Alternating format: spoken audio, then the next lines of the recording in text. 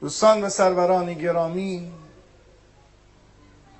امروز به سبب اینکه ما در نعمت غرق شدیم،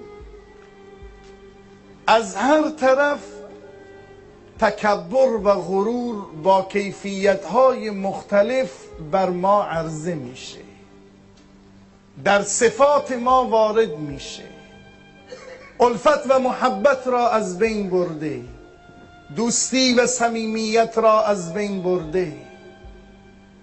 یکی میگفت به دوستی، گفتم تو چقدر متکبری.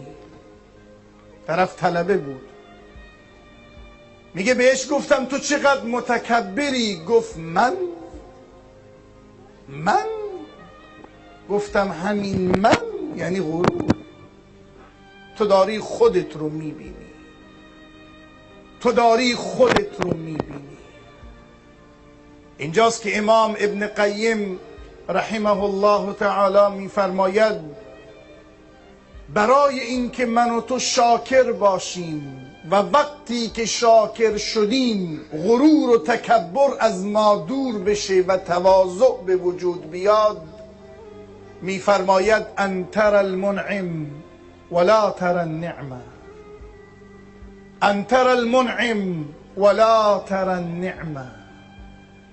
این که منعم را ببینی نه نعمت را.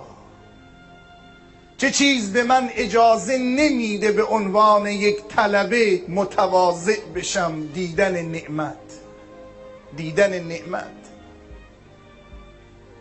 اگر در مجلسی وارد شدم و احساس کردم باید دیگران به عنوان این که من طلبم به هم احترام بکنند، چون من تاجرم باید به من احترام بشه، چون من شورام باید به من احترام بشه،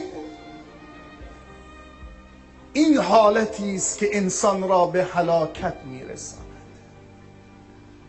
اصحاب میفرمودند لحظه ای که رسول اکرم صلی الله علیه و آله و سلم وارد مجلس میشدند دوست داشتیم در مقابلش بلند بشیم، اما بلند نمی شدیم چون میدانستیم که بدش میاد، چون میدانستیم که بدش میاد. تواضع.